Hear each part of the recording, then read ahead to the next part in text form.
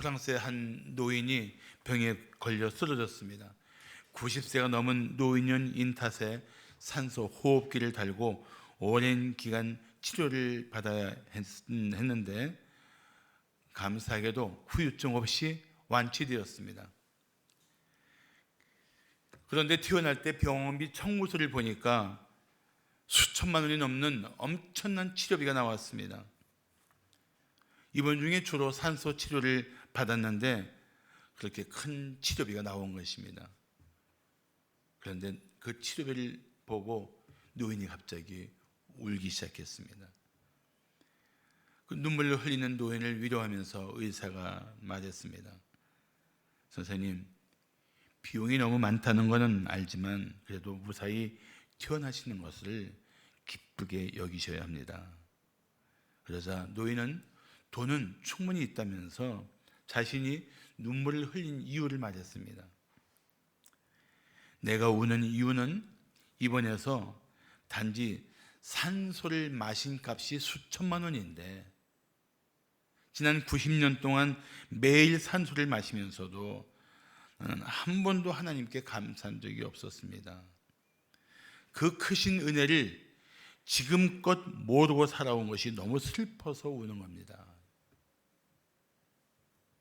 이 노인의 눈물을 이해하시겠죠?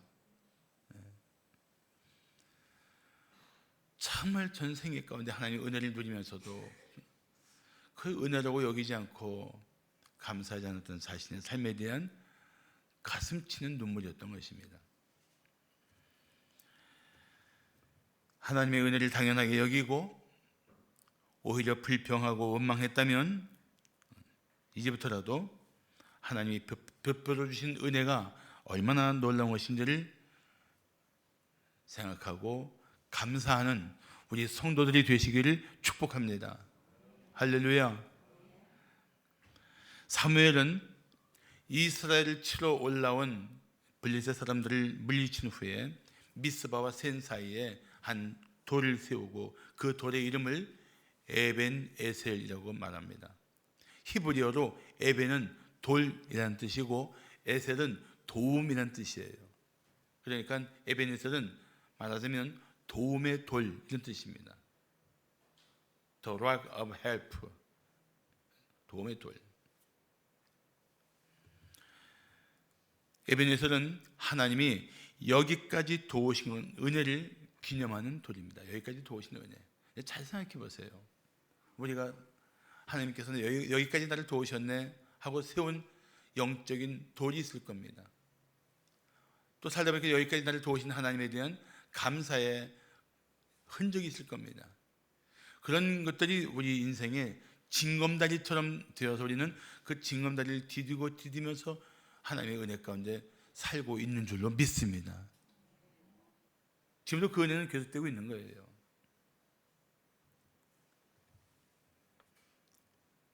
그래서 우리는 오늘도 우리에게 때마다 은혜를 베풀어 주신 하나님께 감사하면서 전심으로 경배해야 합니다.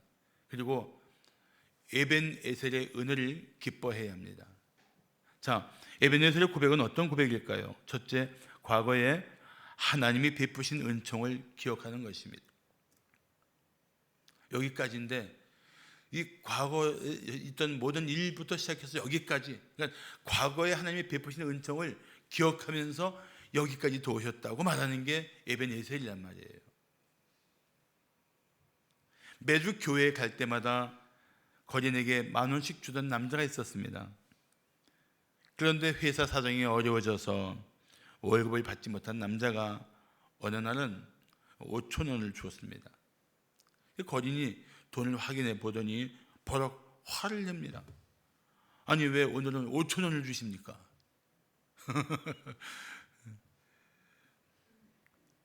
그 돈을 준 분이 말했어요. 제가 요즘 회사가 사정이 좋지 않아서 월급이 좀 빌렸습니다. 그랬더니 거린이 투덜대면서 이렇게 말했답니다. 그러면 나는 굶어 죽으란 말입니까? 이런 현상을 심리학적으로 쾌락 적응 효과라고 말합니다. 쾌락 적응 효과. 늘 만원 받았으니까 만원 받는 게 당연한 거예요. 만원 못 받으면 화가 나는 거예요. 나를 뭘로 보고 그러는 거야? 이런 게 이제 심리학적인 상태입니다. 많은 성도가 하나님이 때마다 주신 모든 은혜를 하찮게 여길 때가 있습니다. 그리고 당연히 받아야 할 은혜인 것처럼 착각합니다. 이스라엘 백성이 광야에서 하나님이 날마다 공급해 주시는 만나를 하찮게 여겼던 적이 있습니다. 민수기 21장 5절을 보시면 백성이 하나님과 모세를 향하여 원망하되 어찌하여 우리를 애굽에서 인도해 내어 이 광야에서 죽게 하는가? 이곳에는 먹을 것도 없고 물도 없도다. 우리 마음이 이 하찮은 음식 뭔데요? 만나를 싫어하노라. 경작할 수도 없고 돈이 있어도 사 먹을 곳이 없는 그 황무지에서 하나님이 날마다 기적을 베풀어 주시는 그 신실하신 사랑의 손길을 하찮게 여기는 거예요. 어떻게 이럴 수가 있는가 싶은데 우리가 똑같은 사람들이에요.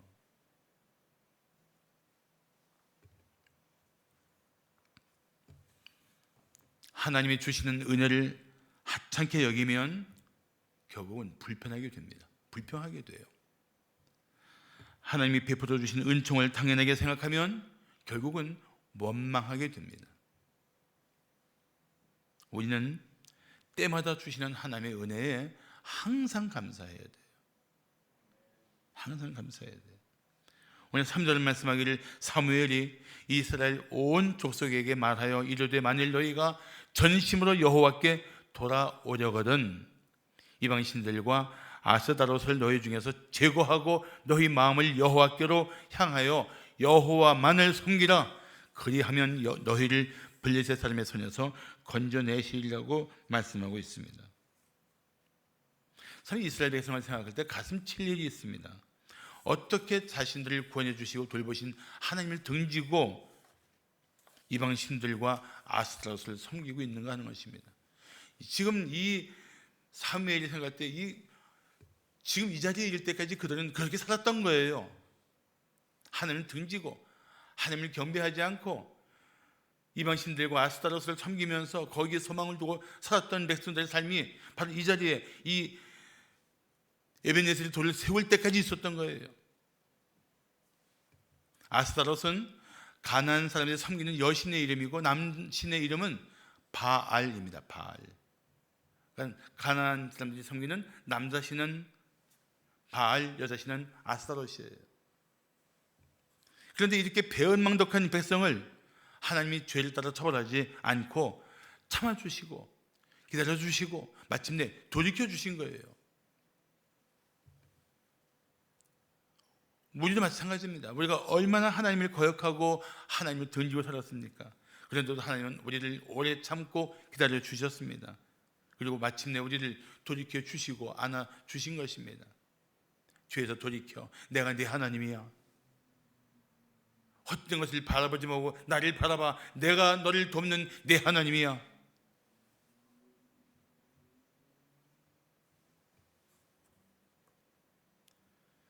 결국 그 하나님의 은혜 가운데 돌이킨 백성들이 뭘 했습니까? 6절을 보시면 물을 길어 여호와 앞에 붓고 그날 종일 금식하고 거기에서 이르되 거기가 지금 미스바예요. 거기 이르되 우리가 여호와께 범죄하였나이다 하고 드디어 회개하기 시작합니다. 우리가 전심으로 회개할 때 하나님이 어떻게 하십니까? 미가서 7장 19절을 보시면 다시 우리를 불쌍히 여기셔서 다시 이전에 우리를 불쌍히 여겨서 용서했던 하나님이 회개하니까 또다시 불쌍히 여기시고 우리를 향한 자비와 긍휼을 베풀어 주시는 하나님, 다시 또다시 언제라도 다시 회개할 때마다 다시 불쌍히 여기셔서 우리의 죄악을 발로 밟으시고 우리의 모든 죄를 깊은 바다에 던지시는 하나님, 그 하나님의 은혜로 우리가 살고 있는 거 아십니까?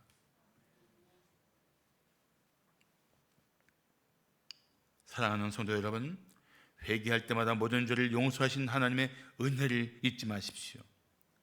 지금도 하나님은 회개하는 모든 사람들에게 십자가의 보혈로 그 죄를 깨끗하게 씻어주시고 용서해 주십니다. 이 은혜를 기억하고 에베네셀의 하나님을 경배하십시오. 하나님이 여기까지 나를 도우셨구나. 자, 에베네셀의 고백은 어떤 고백일까요? 둘째, 오늘날 하나님이 하신 일을 기뻐하는 것입니다. 과거뿐만이 아니고 오늘날, 오늘 이 삶의 자리에서 오늘 이 시각 주님께서 내게 행하시는 일들을 기뻐하는 거예요. 그게 에베네셀의 신앙입니다. 자, 오늘 7절과 8절을 보시겠습니다. 이스라엘 자손이 미스바에 모였다 함을 블레셋 사람들이 듣고 그들의 방백들이 이스라엘을 치러 올라온지라. 이스라엘 자손들이 듣고 블레셋 사람들을 두려워하여 이스라엘 자손이 사무엘에게 이르되 당신은 우리를 위하여 우리 하나님 여호와께 쉬지 말고 부르짖어 우리를 블레셋 사람들의 손에서 구원하시게 하소서라고 합니다. 참 하나님 없는 사람들은 참 비열하기 짝이 없습니다. 정말 악한 짓을 서슴지 않고 행합니다.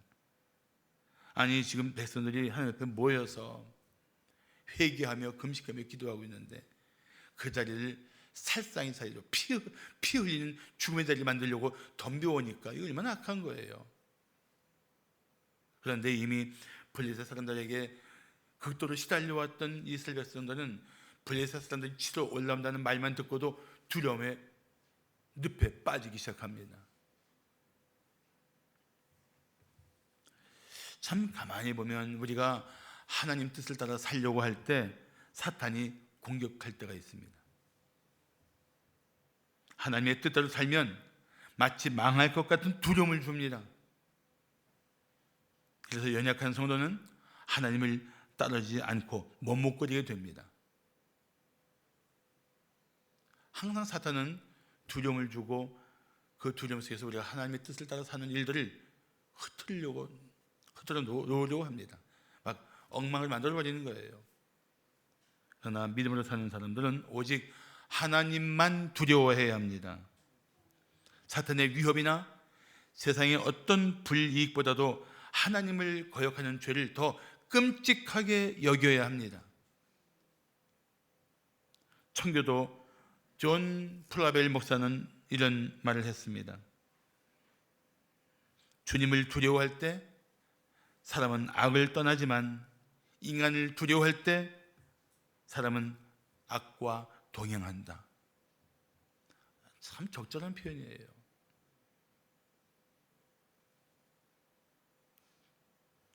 그래서 이 블레셋 사람들이 치러 올라온다는 말을 듣고 사무엘이 무엇을 합니까? 자, 9절을 보시면 사무엘이 젖 먹는 어린 양 하나를 가져다가 온전한 번제를 여호와께 드리고 이스라엘을 위하여 여호와께 부르짖음에 여호와께서 응답하셨다고 말씀하고 있습니다.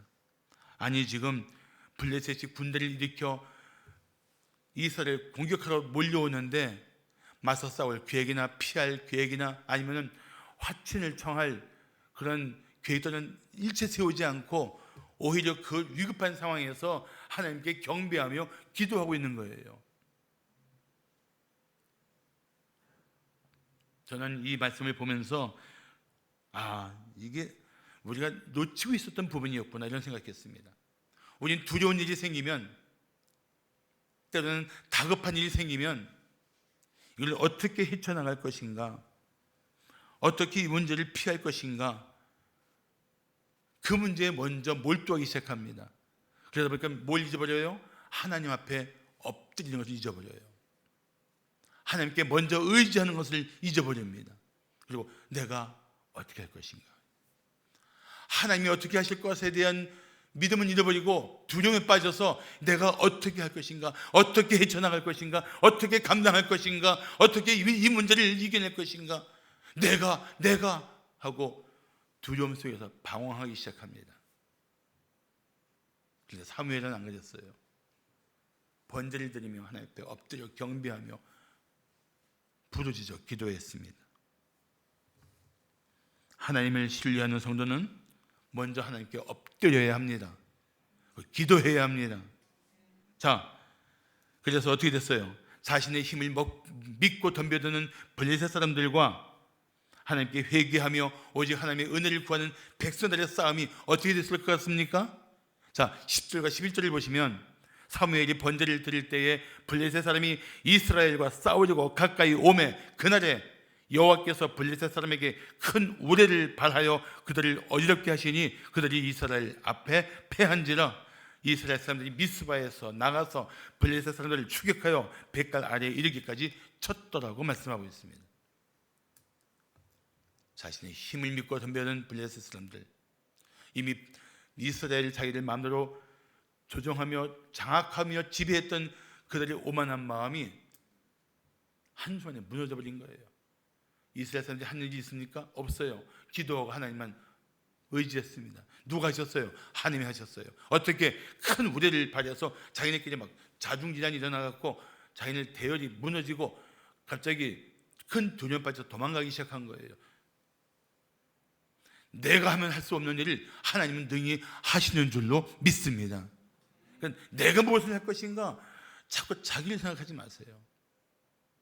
이 두려운 상황 속에서 하나님이 어떤 일을 하실 것인가 하나님을 바라봐야죠. 하나님을 의지해야죠. 전에는 블레셋의 지배를 받았던 이스라엘 백성들이 이날에 승리할 수 있었던 이유가 무엇입니까? 하나님께 돌아와서 하나님만 섬기는 백성으로 회복되었기 때문입니다. 세상을 더 두려워하고 세상의 유익을 잃지 않으려고 세상과 타협하면 결국 죄의 지배를 받게 됩니다. 그렇지만 주님을 의지하고 주님만 바라보면 우리는 이 세상의 죄를 이기고 승리하게 될 줄로 믿습니다.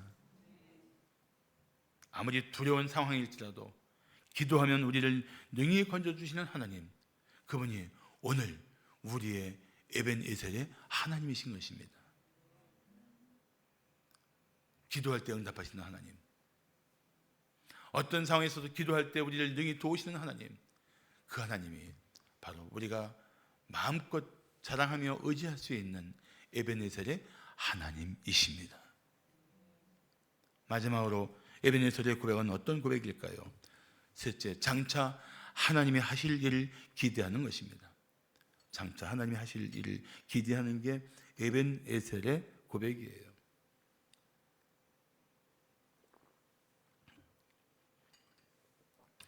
우리 교회 성도들에게 이제 새로 입주해서 신방을 가거나 또 사업장을 이렇게 정해서 또 이제 신방 갈 때 제 마음속에 신방 선물을 가지고 가는 중에 차라리 내가 글씨를 좀 쓸 줄 알거든요. 캘리그래피는 아니지만 내가 차라리 에베네셀 여호와일의 두 글자를 크게 써서 액자에 담아서 선물하면 어떨까 이런 생각했어요. 에베네셀 여호와일에. 그런데 책을 읽다 보니까 중국 선교사였던 허더슨 테일러 선교사님이 액자에다가 에베네셀하고 여호와일의 두 글자 써서 자기의 책상에 놓고 있었다는 말을 보았습니다. 이게 나만의 생각이 아니었구나. 난 나만 생각한 줄 알고 자랑하려고 했더니 하나님의 사람들은 이 단어에 대한 남다른 신뢰가 있구나 이 생각했습니다. 그런데도 한번 그렇게 만들어 보고 싶어요. 에베네셀 그리고 여호와일에 써서 액자에 넣어서 맨 밑에 기형지기 써서 이렇게 성도들한테 선물하면 좋겠다 이런 생각을 하고 있습니다.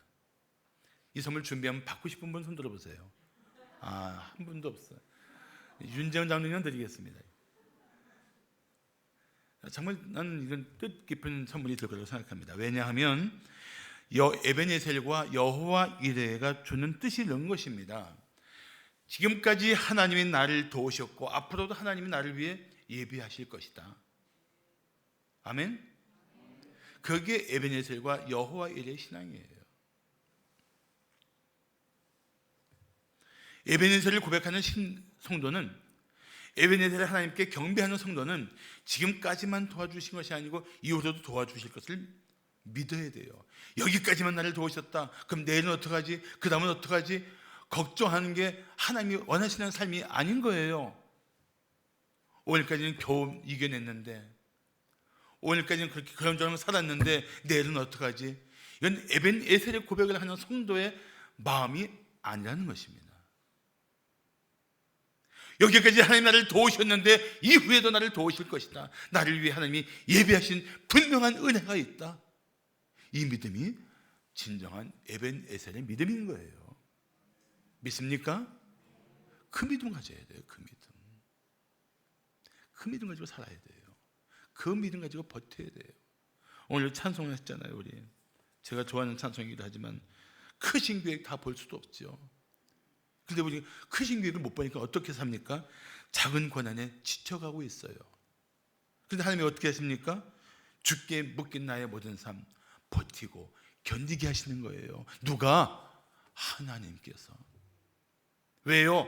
나를 위해 예비하신 하나님의 은혜가 있기 때문에. 그래서 에베네셀의 고백은 단순히 여기까지만이 아니라 이후로도 하나님이 하실 것이다. 그 믿는 거예요. 그 믿음이 에벤에셀의 믿음입니다. 할렐루야. 한번 전후 좌우의 분들하고 이렇게 인사합시다. 에벤에셀의 믿음으로 이겨냅시다. 한번 인사하겠습니다. 시작.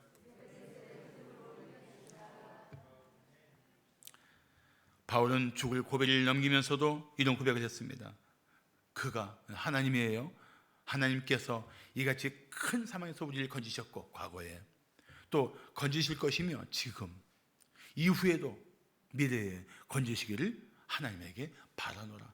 그는 철저히 과거와 미래와 현재의 모든 상황에서 나를 능히 건지시는 구원자이시며 산성이시며 피난처이신 하나님만 바라보고 있었던 것입니다.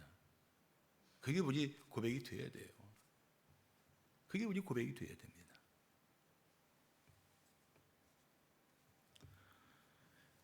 이런 이야기가 있습니다. 어느 날 밤 비바람이 심하게 불고 천둥 번개가 쳤습니다. 놀란 어린아들이 비명을 지르면서 아빠 방에 뛰어들었습니다. 그리고 아빠의 품에서 잠들었던 아이가 아침에 일어나니까 밖은 화창하게 개어 있었습니다. 그 아들이 아빠에게 묻습니다. 아빠, 어젯밤 천둥 번개와 비바람 칠 때 하나님은 무엇을 하셨을까요? 아빠가 참 지혜롭게 대답합니다. 아들, 하나님은 말이야 천둥 번개와 비바람 속에서 이 아침을 준비하고 계셨단다. 이 화창한 아침을 말이야. 난 이 이야기가 너무 아름다워요. 지금 여러분 인생 속에 비바람이 치고 천둥 번개가 치고 여러분 두렵게 하는 사건이 있습니까? 그게 전부가 아니에요. 당신을 위해 하나님이 예비하시고 계획하신 일이 분명히 있습니다. 분명히 있어요. 그 하나님 바라보셔야 이겨낼 수 있어요. 그 하나님 의지해야 견뎌낼 수 있어요. 우리가 버티고 견딜 수 있는 것도 하나님의 은혜였구나 고백하면서 하나님을 자꾸 주목해야 돼요.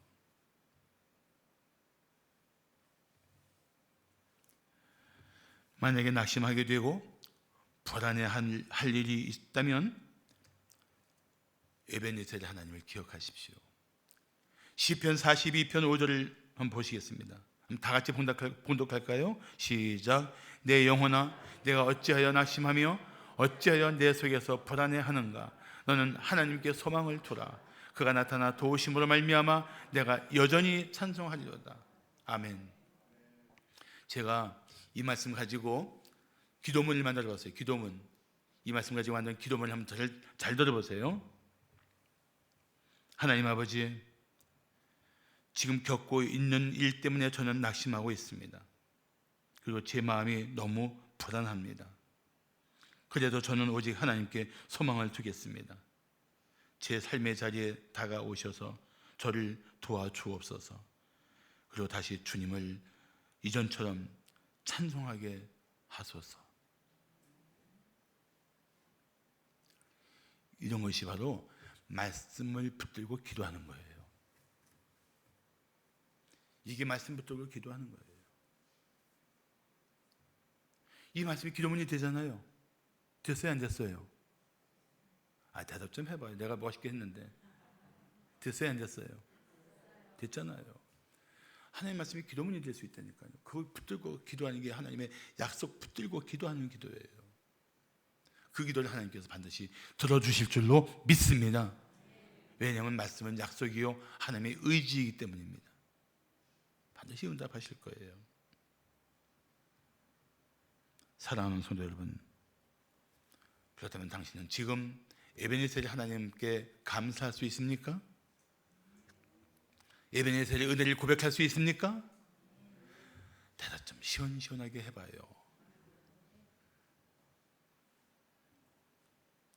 그렇다면 지금까지 도와주신 하나님이 이후로도 도와주실 여호와 이레의 하나님이신 줄을 믿으십시오.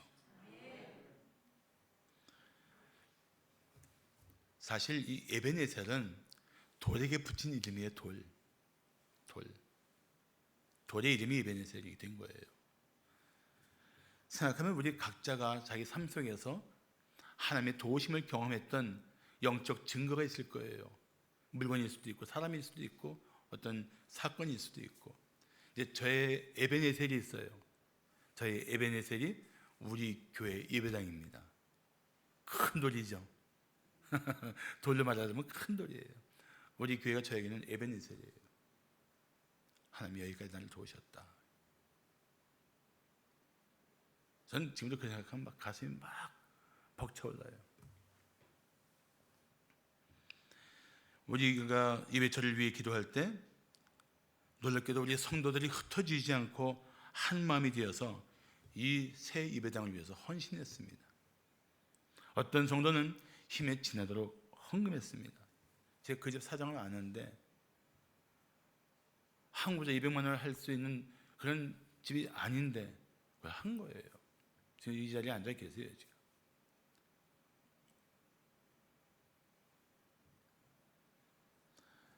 저는 아무리 계산해보고 아무리 머리를 굴려보고 아무리 이런저런 생각을 해봐도 전혀 길이 보이지 않았는데 하나님은 하나님의 방법으로 우리를 위한 예배처를 준비하셨던 것입니다. 할렐루야. 저는 이 일에 쓰임받고 이 일에 함께했던 우리 성도들에게 하나님께서 반드시 큰 은혜를 부어주실 줄로 믿습니다. 분명히 하실 거예요. 자, 그렇다면 에베네셀의 하나님, 여호와의 하나님을 우리가 정말 마음으로 믿고 의지한다면 묻겠습니다. 당신의 삶이 혹시 위기에 빠진 것 같습니까? 그러면 이제 에베네셀의 하나님을 경험할 기회가 된 것입니다. 먼저 자신의 문제를 가지고 주님 앞에 엎드리십시오.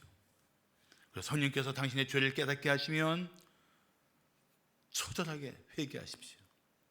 필요하면 금식하시기를 바랍니다.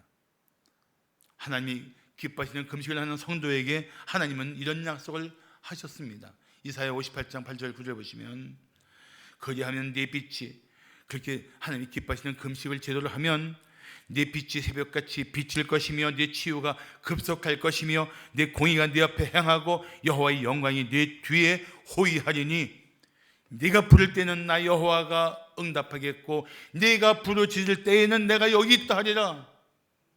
하나님 약속이에요. 하나님 약속. 그렇습니다. 하나님께서 반드시 우리를 모든 상황 속에서 도와주시고 건져주실 것입니다. 그 일을 반드시 하나님이 행하실 줄로 믿습니다. 하나님은 에베네셀의 은혜를 베푸시는 하나님이십니다.